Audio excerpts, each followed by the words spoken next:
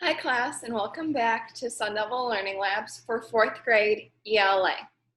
Today we're going to finish up our week by going over context clues as a review and wrap-up.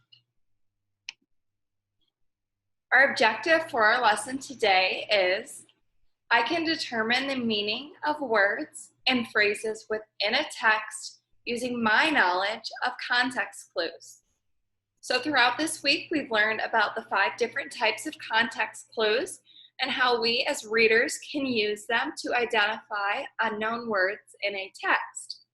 So I want you guys to take a moment to read out loud our objective or read it in your head.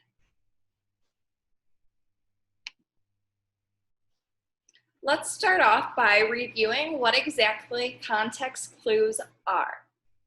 Context clues are pieces of information in a text that help readers understand words and details. The word context means the text around a new word, and clues are pieces of information that help us understand something.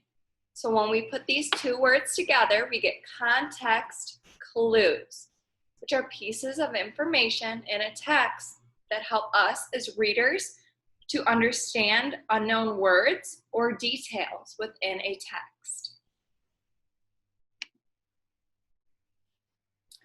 Context clues are words or groups of words that give clues about the meaning of an unknown word.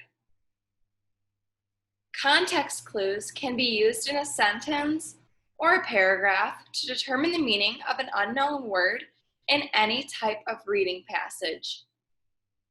And as readers, we use context clues to determine the meaning of an unknown word. So context clues are really important for us as readers. They help us to be able to understand unknown words and words that we might, without the context clues, have a hard time understanding. So the different types of context clues that we've learned about this week are I, inference. The meaning is not given, so you must use the text clues. D, definition. The meaning of the word is explained in the sentence. E, example. An example of the word is in the sentence or in nearby sentences. A, antonym. A word with opposite meaning is used in the sentence or nearby sentences. And S, synonym. Words with similar meaning is used in the sentence or nearby sentences, and that is S, synonym.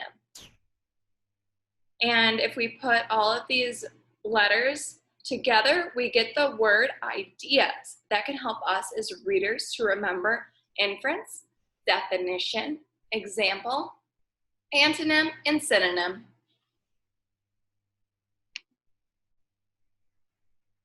Let's take some time reviewing each of our context clues that we've learned about this week. And after our review, we will wrap up with a quick activity that brings all of our knowledge that we've learned this week together. So inference. When using inference as context clues, the meaning of the unknown word is not given, and the reader must use clues. Readers must understand their skills to look for clues within a sentence. Must use their skills to look for clues within a sentence or a passage to identify the meaning of an unknown word. So us as readers, we have to use our skills to look for clues within a sentence that will help us identify and understand an unknown word. And readers must use reasoning and prior knowledge. And this context clue is often a little harder for a reader to spot. So this is just a little bit harder for us to spot because we have to use reasoning, we have to use our prior knowledge that we know as readers to help us identify clue words in sentences or passages that will help us understand an unknown word. So definition and synonym. Synonyms are a word or phrase that mean exactly or nearly the same as another word or phrase in the same language. For example, shut is a synonym of close. So shut and close mean the same thing. And sometimes synonyms or definitions are used in writing to help readers understand difficult or unknown words. In these cases, you might see a comma after the unknown word, followed by a synonym or a short definition of that word. So if we were reading a passage and there is a synonym or definition of a word present, as readers, we could identify that synonym and or that definition and understand the meaning of the unknown word. Example. Sometimes specific examples are used in writing to help readers understand difficult or unknown words. Examples as context clues allow the reader to gain an understanding of an unknown word through a provided example. There will be an example of the word nearby which readers can recognize. So when looking for an example as a context clue within a text or within a sentence, there will be our unknown word and a stated example for that unknown word that we as readers should be able to identify, and that example will help us determine the meaning of the unknown word.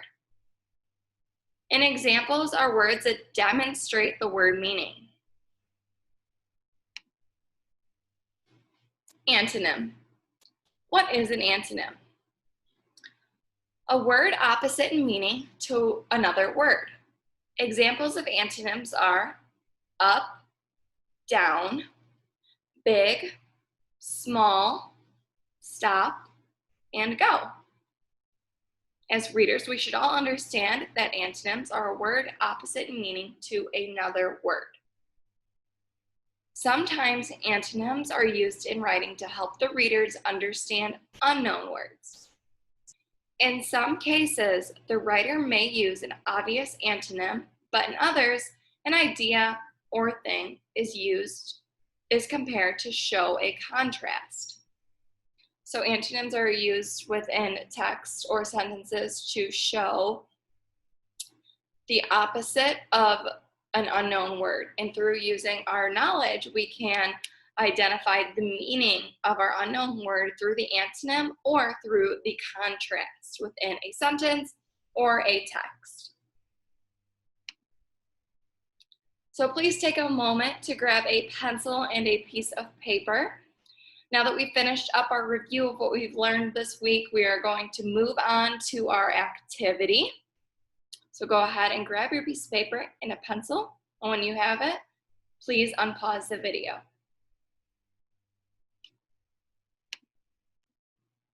Okay, welcome back, fourth graders. So for our activity, we are going to read a passage with underlined unknown words.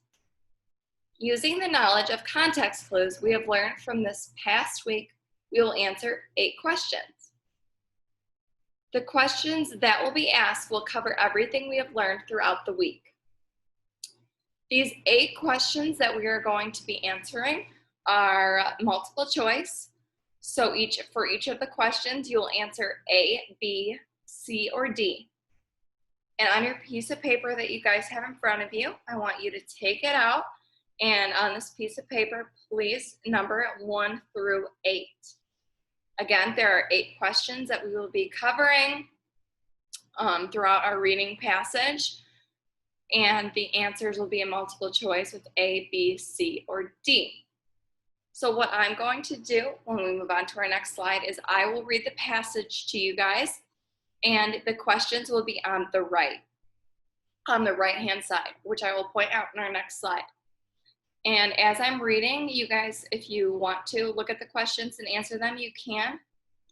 Once I'm done reading the passage, we will go over the questions, I will read through the questions, and then once again, I will read the passage just one more time for those who have still a little bit confusion about the questions or just need to hear the passage one more time.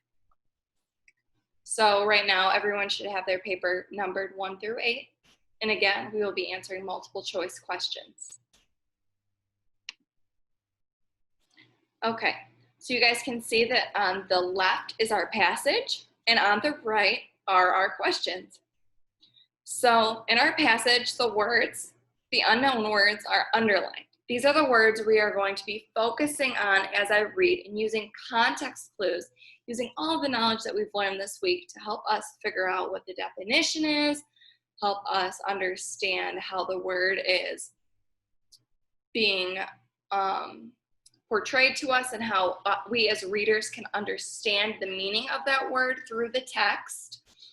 And again, I will be reading what's on the left first, and then I will go through the questions and read them, and then I will read the passage again, just to make sure that we all have a good understanding of the text and the focus words. And then on our next slide, we will take a moment to go over the correct answers for the multiple choice questions. Okay, so use context clues to determine the meaning of the underlined words in the following passage. Use the passage to answer the questions on the following page, the page on the right. So the name of our text is That Figures. Can you imagine what it would be like to learn English as a second language? There are so many nuances or subtle differences in the definition of English words. With such small differences in the meanings of words, finding just the right word can be audacious or difficult for native English speakers. Not only are the shades of meaning tricky for people learning English, figures of speech further complicates the acquisition of English due to the nonsensical nature of figurative language. Let's take idioms, for example. Pretend that your teacher gives you 5 extra minutes to study for a big test by saying, "You're down to the wire and you need to hit the books for 5 more minutes." Students who are learning English might wonder what kind of wire they are down to and why it's necessary to hit the books. After all, we've been taught to treat our belongings with respect. With thousands of figures of speech, it's no wonder that learning all the nuances of the English language can be such a laborious task. It doesn't have to be so difficult, though. Learning figures of speech can also be exhilarating and hilarious. If you're not so sure about that, then try to incorporate art into your learning. Have you ever drawn a frog in your throat? How about painting your head in the clouds? Creating your own figures of speech can be silly and fun. Remember the difficulties of learning English the next time you meet someone acquiring the language. Lend them a hand, shoot the breeze, and bend over backwards to ensure that your new friend understands the subtle and not so subtle words and phrases with multiple meanings. Okay, now since we have read our text, we're going to move on to the right-hand side, and we will go over the questions if you guys haven't already looked at them while I was reading. I will read through the questions, and then after I'm done reading, if you guys would like to pause the video and complete them all and make sure you have answered 1 through 8 on your piece of paper. If you did not have enough time to complete your questions, I am going to be reading the text just one more time. If you guys have finished your questions number 1 through 8, you guys do not need to listen to me reading the story one more time, and you can fast forward a little bit to when we go over the answers. So let's go over the questions. Use context clues to determine the meaning of the following words. What word could replace arduous in the reading passage? A, fun. B, exciting, C, easy, or D, difficult? 2. What word could replace belongings in the reading passage?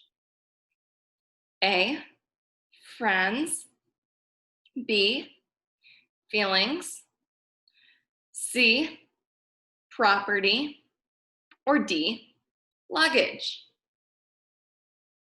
3. What do you think the word subtle means? A small difference, B, easy to understand, C, tired or weary, or D, difficult to understand? 4. What do you think the word acquisition means here? A, to leave quickly, B, mastery of a language, C, to apologize, or D, to complete a large project on time? As you guys are answering these questions, make sure to refer back to the text as well. Number 5, what word could replace exhilarating in the reading passage? A, tempting, B, colorful, C, creepy, or D, exciting?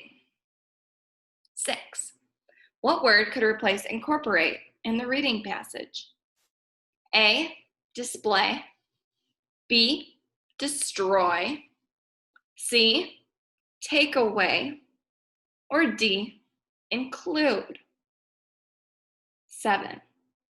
How does the reading passage provide a context clue for the meaning of the word arduous?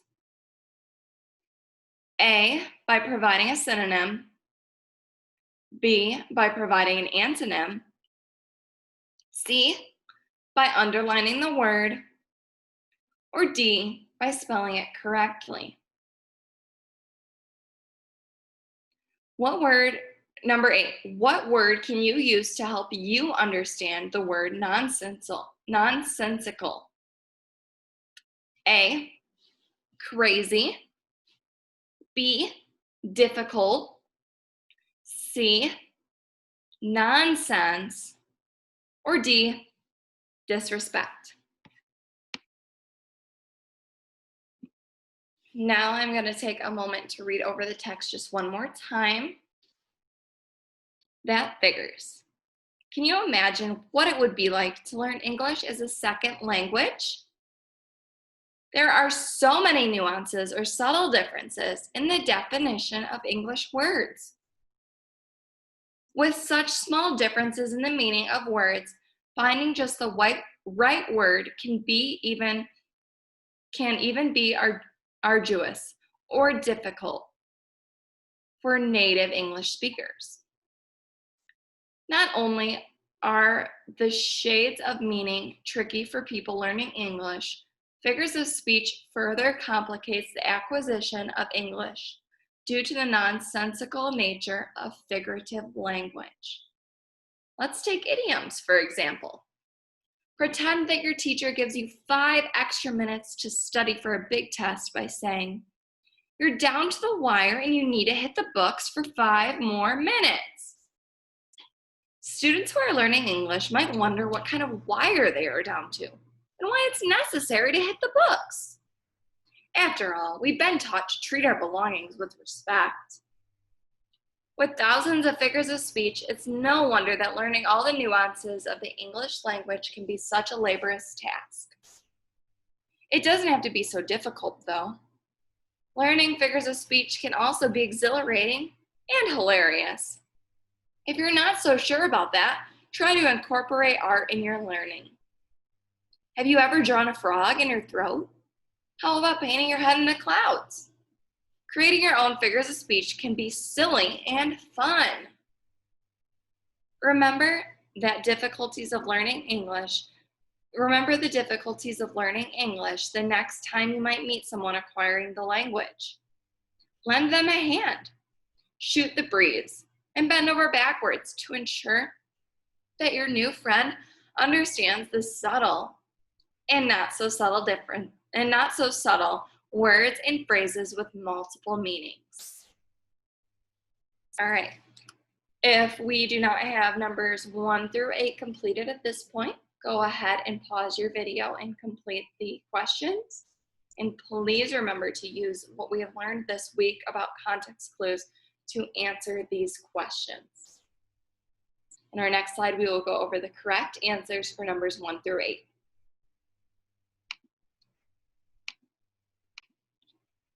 Okay, guys, let's take a moment to review the correct answers for our questions. So we used context clues to determine the meaning of the following words and to answer these questions. So number 1, what word could replace arduous in the reading passage? The correct answer is D, difficult. To find the meaning of this word, we should have used context clues. There was a synonym stated in the text that was able to help us understand the meaning of this word. For number 2, we have what word could replace belongings in the reading passage? The correct answer is C, property. Number 3, what do you think the word subtle means? The correct answer is A small difference. Number 4, what do you think the word acquisition means here? The correct answer is B, mastery of a language. Number 5, what word could replace exhilarating in the reading passage? The correct answer is D, exciting. Number 6, what word could replace incorporate in the reading passage? The correct answer is D, include. Number 7, how does the reading passage provide a context clue for the meaning of the word arduous? The correct answer is by providing a synonym.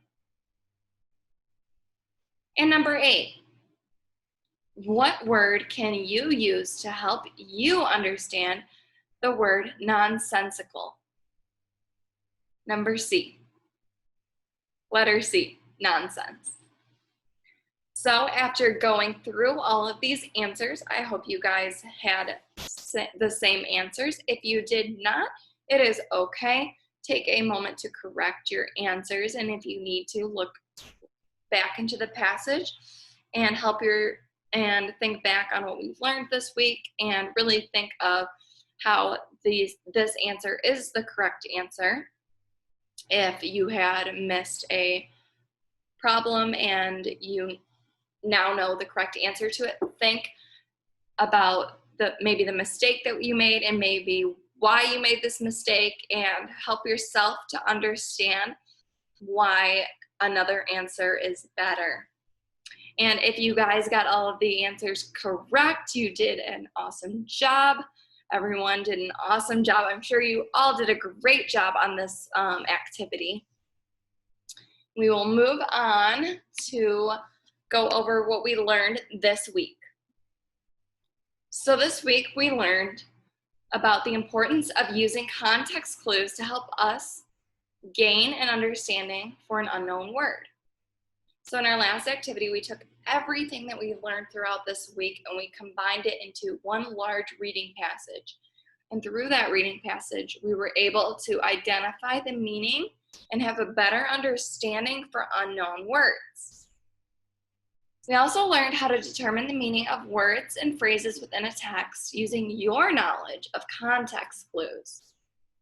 So you guys were able to learn about context clues and use that knowledge to help determine the meaning of words and phrases. And lastly, we learned the overall importance of different types of context clues and how we as readers can best identify context clues. I hope you guys enjoyed this past week learning about context clues, and be sure to use these helpful context clues in your next text you might read, your next story you might read, to help you understand the meaning of unknown words. Great job this week, everyone. Thank you so much, and I hope you guys have a great weekend. Bye-bye.